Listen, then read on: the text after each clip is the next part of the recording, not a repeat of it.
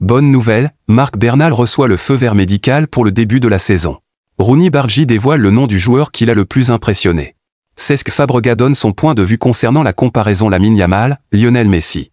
Ter Stegen fait une déclaration surprenante après plusieurs jours de tension avec le Barça. Là sont les actualités que nous vous détaillerons dans cette vidéo. Salut à tous, bienvenue dans cette nouvelle édition d'Information.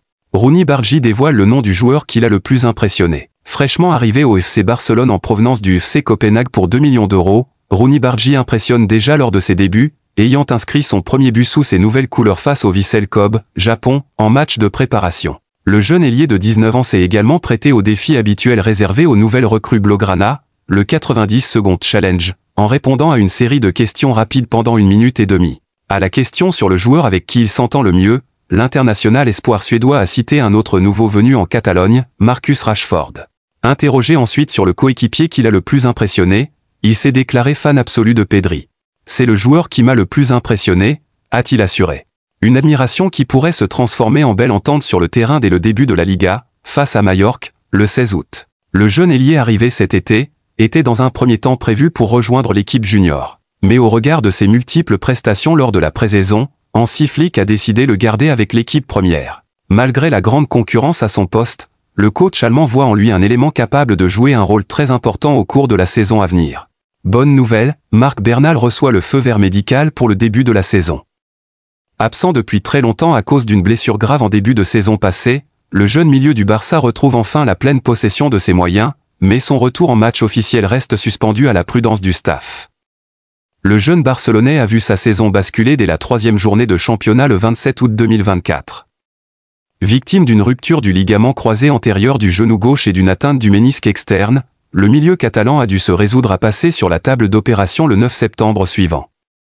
Des moments difficiles à gérer pour un si jeune joueur. Mais après de longs mois de rééducation et de travail acharné, Marc Bernal a enfin reçu une bonne nouvelle. Les médecins du club, à l'issue d'une visite médicale approfondie, ont confirmé l'excellente évolution de sa blessure. Cependant, cette excellente nouvelle n'est pas synonyme d'un retour immédiat.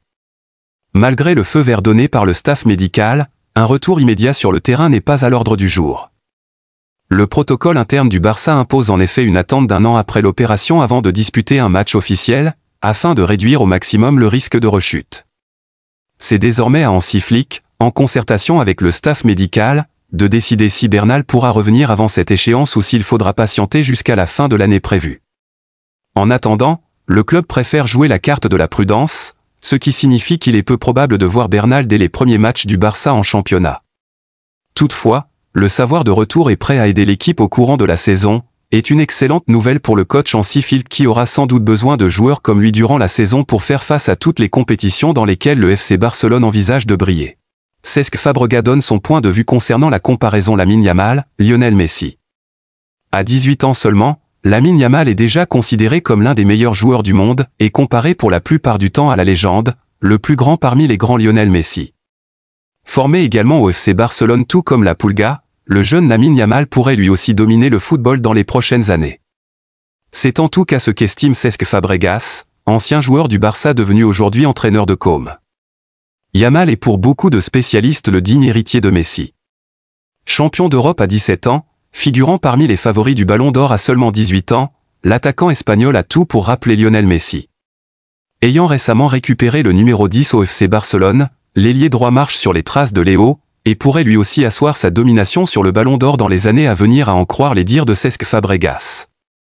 Après le match amical qui opposait le Barça à Com, le coach de l'équipe italienne Cesc Fabregas qui a perdu par un lourd score de 5-0 a déclaré ce qui suit.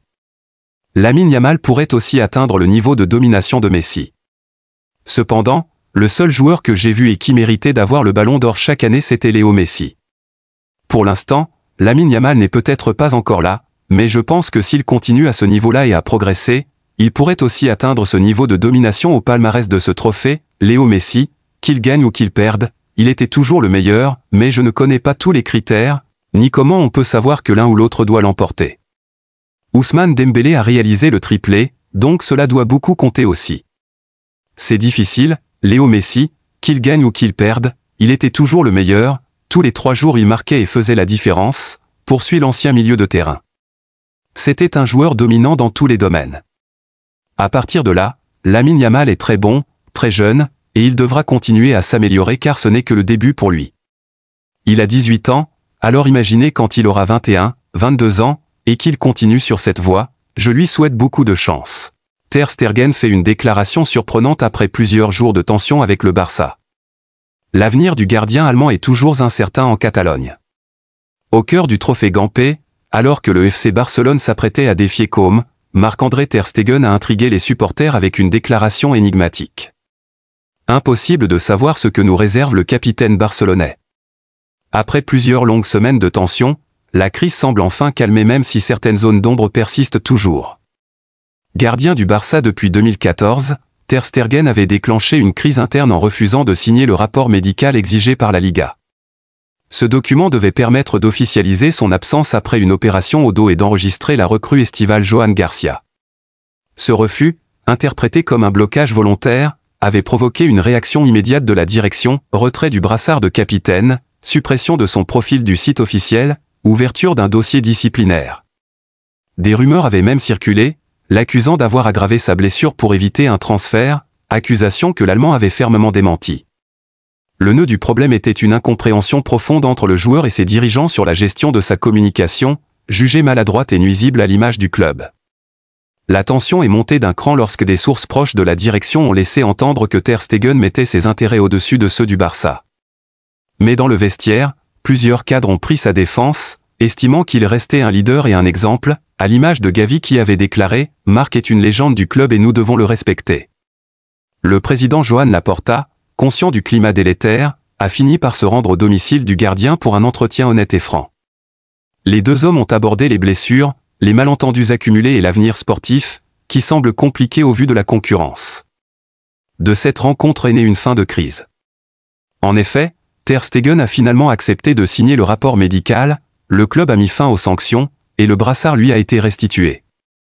Une trêve qui tombe à point nommé alors que la saison démarre très bientôt et que la stabilité du groupe est cruciale pour le Barça. L'annonce forte de Ter Stegen. Ce dimanche 10 août, avant le match amical contre Côme au Johan Cruyff Stadium, Ter Stegen s'est exprimé publiquement au micro du club. Son discours, long et chaleureux, a commencé par un « Bonjour à tous ».